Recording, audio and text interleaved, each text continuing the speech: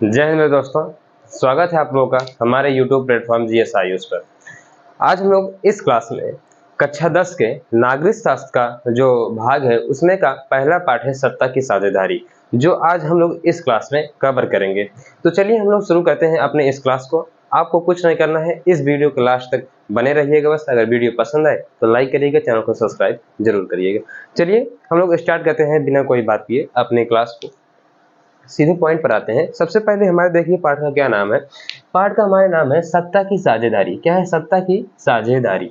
सत्ता का मतलब क्या होता है? सबसे पहले हम ये समझ लेते हैं सत्ता का मतलब होता क्या है। तो देखिए सत्ता सत्ता का मतलब क्या होता है। सत्ता को अगर हम कहें तो सत्ता का मतलब होता है एक प्रकार की पावर। क्या कहते हैं? पावर।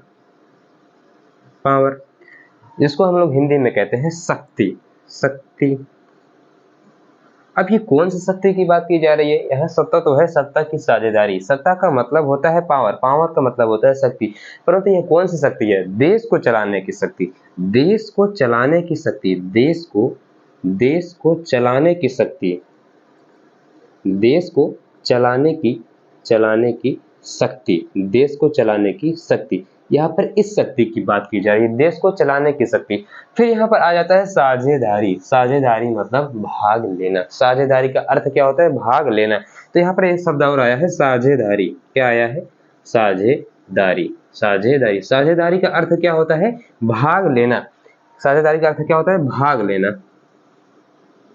भाग लेना। भाग लेना किस चीज में भाग लेना है? देश के चलाने की जो शक्ति है उसमें भाग लेना। तो देश के चलाने की शक्ति जो है उसमें भाग लेना।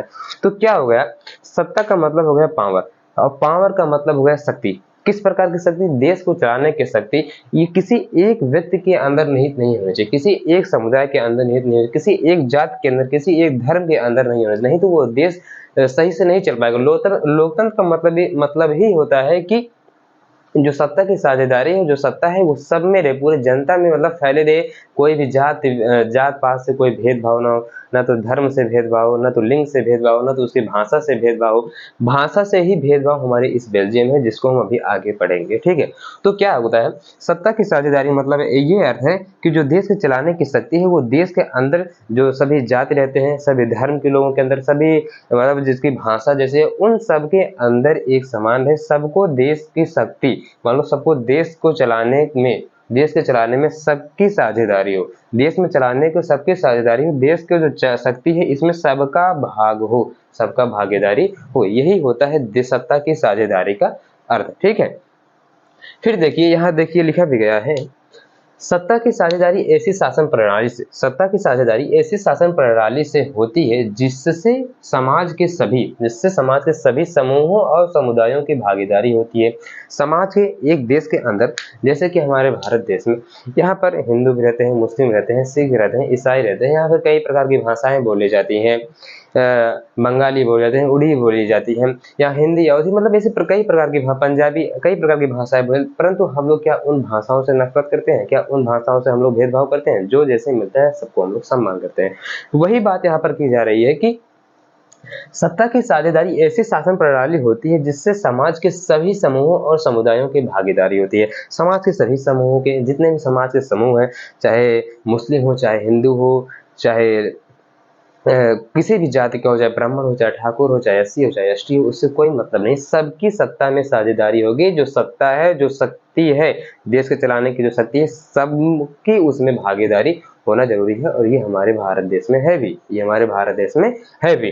तो क्या हो रहा है? समूहों और समुदायों में भागीदारी होती है। लोकतंत्र का यही मूल मंत्र है।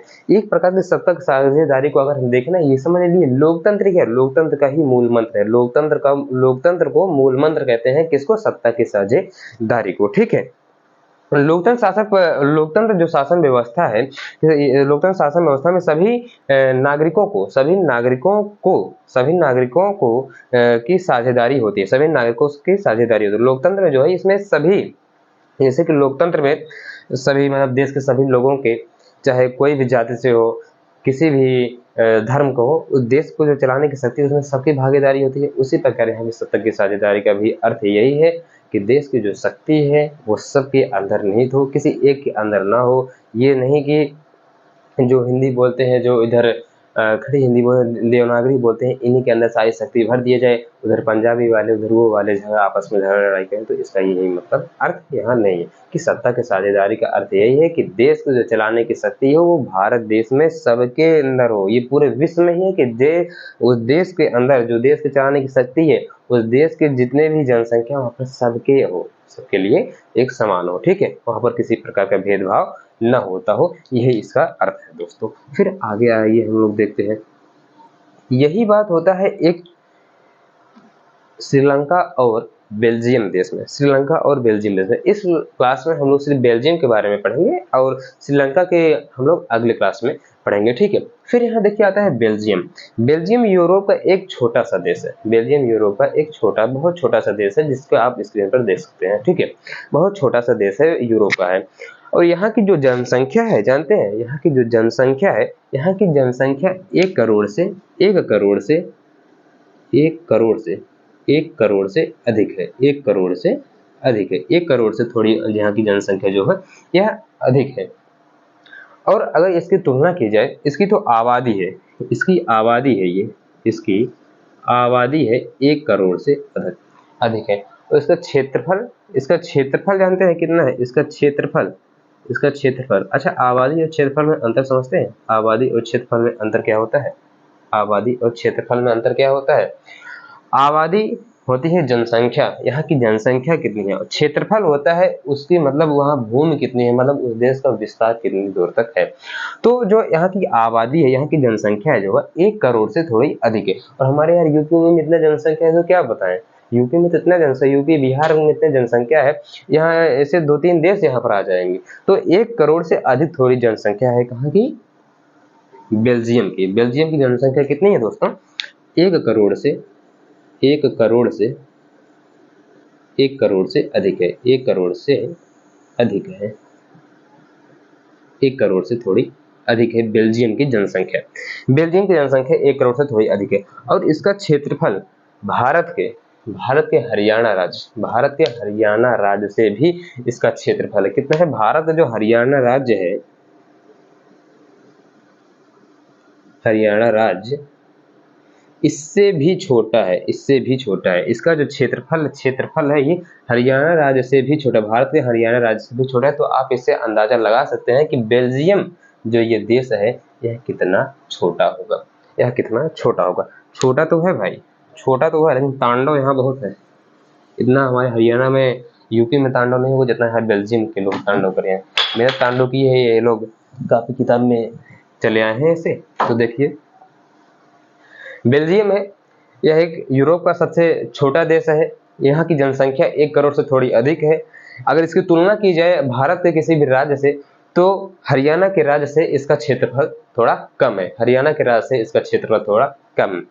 बात सबसे बड़ी यहाँ क्या आती है, इसकी जो अब इसकी सीमा भी देख लीजिए। जो बेल्जियम है यूरोप में, इससे किस देश से इसकी सीमा लगती है? तो इसकी सीमा लगती है हमारे फ्रांस से लगती है, इंग्लैंड से लगती है, जर्मनी से लगती है, लग्जमबर्ग से लगती है। तो इसकी सीमा कितने देशों से लगती है? 4 देशों से। 4 देशों से इसकी सीमा लगती है। कितने देशों से दोस्तों? इसकी सीमा जो है 4 देशों से लगती है, ठीक है। फिर आइए देखते हैं, यहाँ पर 59% मतलब 59% फ्लेमिश क्षेत्र है। 59, यहाँ देखिए 59% एक फ्लेमिश क्षेत्र है। मतलब जो बेल्जियम के अंदर एक फ्लेमिश है क्षेत्र है। फ्लेमिश क्षेत्र में डच लोग हैं। कौन से लोग हैं? डच बोलने वाले लोग। डच लोग नहीं है, डच बोलने वाले लोग हैं। इनके कितने प्रतिशत है पूरे देश में? ये पूरे देश में ये 59% है। तो देखिए यहाँ पर 59% फ्लेमिश क्षेत्र में डच बोलने वाले हैं और 40% बेलोनिया में फ्रेंच भाषा बोलने वाले हैं। ये बात हो रही है पूरे देश में। बेल्जियम एक पूरा देश है, ये है बेल्जियम पूरा एक देश। ये मान लीजिए है एक फ्लेमिश क्षेत्र, ये हो गया फ्लेमिश क्षेत्र, यहाँ पर क्या है? 59% जो लोग हैं ये डच भाषा बोलते हैं। 59% ये जो है ये डच भाषा बोल रहे हैं, ठीक है। 59% ये डच भाषा बोल रहे हैं। और इसी में एक है बेलोनिया, इसी में एक क्षेत्र है बेलोनिया। ये मान लीजिए बेलोनिया है। बेलोनिया में 40% लोग फ्रेंच भाषा बोल रहे हैं। कौन सी भाषा बोल रहे हैं ये लोग फ्रेंच भाषा बोल रहे हैं। ये लोग फ्रेंच भाषा बोल रहे हैं दोस्तों। देखिए, एक तो ये देश है छोटा सा देश भी है, उसमें से क्या है, यहाँ पर 59% लोग डच भाषा बोलते हैं, 40% लोग ये फ्रेंच भाषा बोलते हैं। ये तो हम बात कर रहे हैं पूरे देश में। ये नहीं कि पूरे विश्व, पूरे, ये मत समझ लीजिए पूरे भारत देश नहीं, ये बेल्जियम देश की बात चल रही है। यहाँ भारत को भूल जाइए, बेल्जियम को याद करिएगा, बस यही आपके लिए सबसे ठीक होगा। तो यहाँ पर बेल्जियम की बात चल रही है। बेल्जियम में क्या है, 59% लोग डच लोग हैं, 59% डच लोग हैं, 59% डच लोग हैं, डच भाषा बोलने वाले लोग हैं, सॉरी मैं बोल रहा हूँ डच लोग हैं, डच भाषा बोलने वाले लोग हैं, समझ लीजिए डच ही लोग हैं वो। और 40% फ्रेंच भाषा बोलने वाले हैं, 40% फ्रेंच भाषा बोलने वाले हैं, और 1% जर्मन भाषा बोलते हैं। ठीक है, उनकी बात भूल जाइए, यहाँ पर यही दोनों लोगों की बात यहाँ पर देखिए। ये हो गया पूरे देश की बात। ठीक है, ये हो गया पूरे देश की बात। अब इसी देश में राजधानी भी तो होगी, जैसे कि हमारा पूरा भारत देश है। भारत देश की राजधानी कौन सी है, जल्दी से आप कमेंट बताइए। भारत की राजधानी क्या है? भारत की राजधानी दिल्ली है। तो यहाँ पर भी राजधानी है ब्रुसेल्स। ये मान लीजिए इसकी राजधानी हो गई, ये मान लीजिए इसकी ये राजधानी हो गई, ये इसकी राजधानी हो गई, ये इसकी राजधानी होगी। अब राजधानी में कारनामा उल्टा हो गया। देख दोस्तों, याद रखिएगा, पूरे देश में तो डच लोग सबसे ज्यादा हैं, पूरे देश में डच लोग सबसे ज्यादा हैं, बहुसंख्यक डच लोग हैं, और अल्पसंख्यक 40 लोग हैं, अल्पसंख्यक 40% फ्रेंच लोग हैं। और यही बात जब राजधानी में जाती है, तो यही बात पलट जाती है। पलट क्या जाती है कि जो राजधानी में आते ही फ्रेंच लोग, राजधानी में आते ही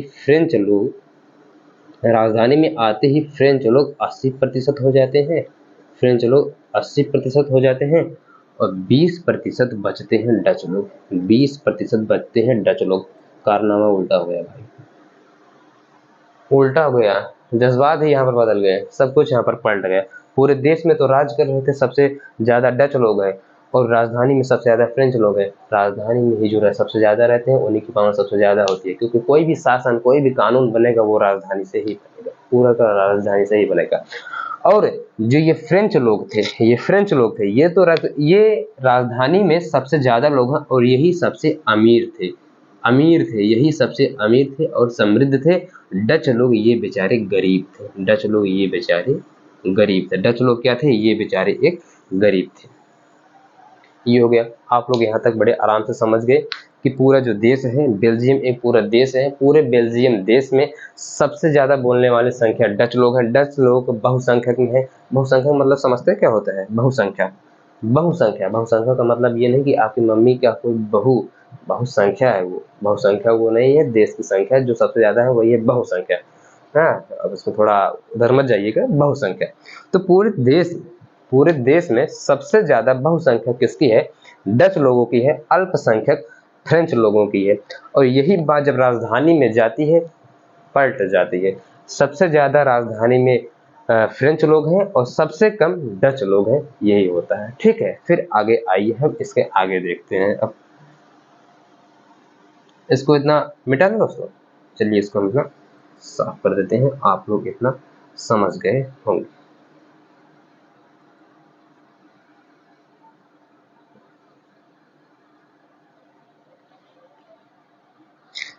फिर देखिए डच लोग सबसे ज्यादा, अब डच लोग इतने ज्यादा तो हैं, क्या ये लोग कभी पढ़े लिखेंगे नहीं, कभी जागरूक नहीं होंगे?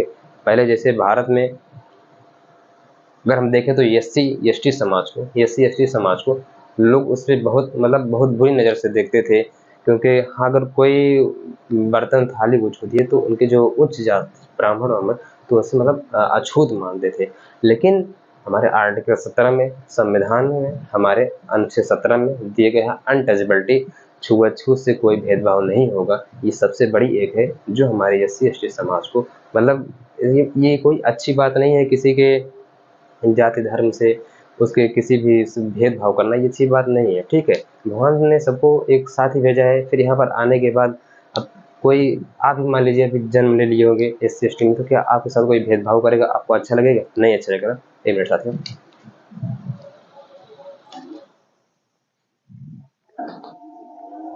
तो फिर वही बात यहाँ पर भी है कि किसी के साथ भेदभाव करने से कुछ नहीं मिलता है। ये लोग सबकी एक मानसिकता होती है, लेकिन अब धीरे धीरे लोग जागरूक हो रहे हैं, धीरे धीरे लोग अब जागरूक।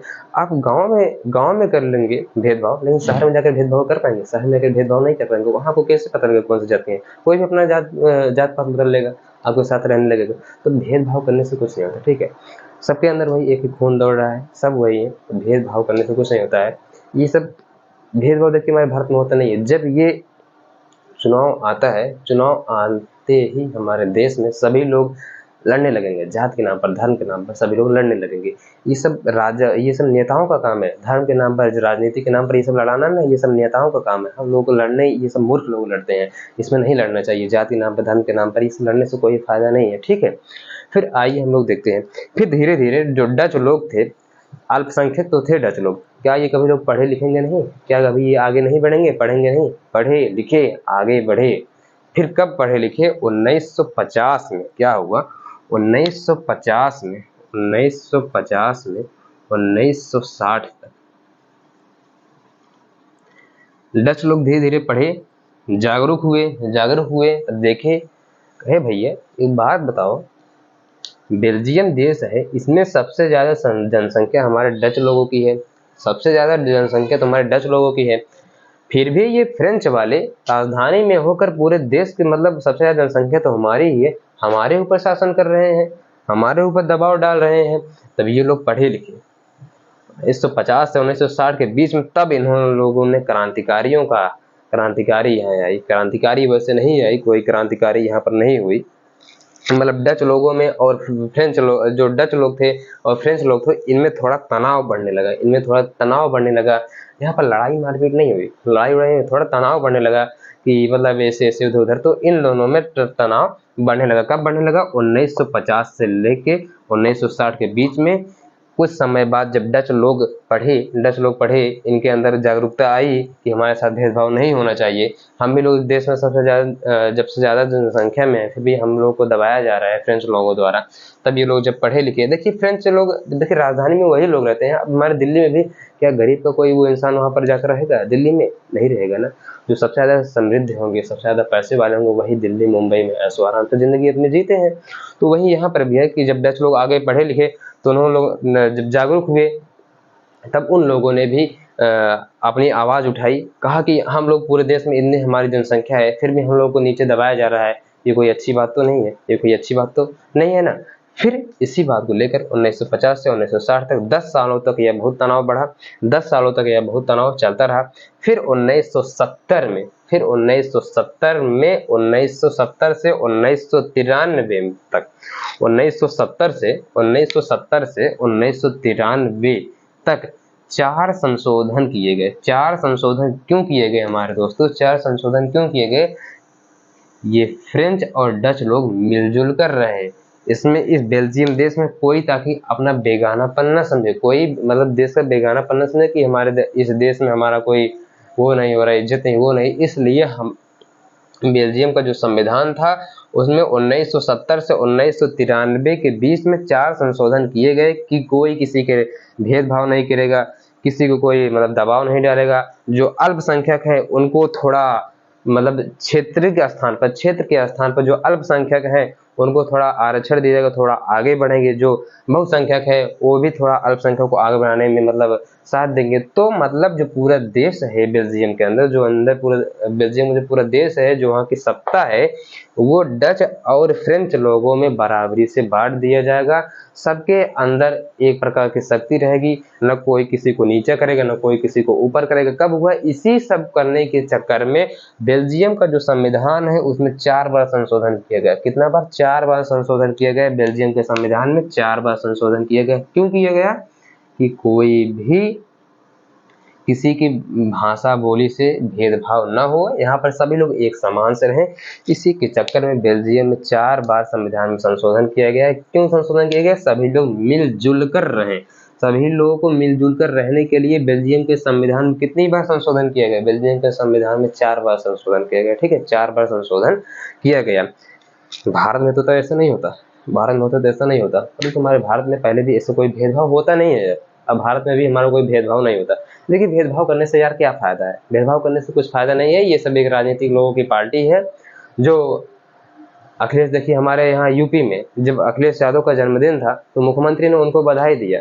बताइए, यही दोनों लोग आपस में लड़ते हैं, यही दोनों लोगों के कारण हम लोग लड़ते हैं और यही आपस में आखिर मित्र बन जाते हैं। इसलिए ये जब देखिए दुख के समय में आपके पड़ोसी ही काम आएंगे, ये कोई बाहर के जो नेता हैं ये सब आपके काम नहीं आएंगे। कुछ आपको हो जाएगा, ये पड़ोसी आपके लोग लेकर भागेंगे।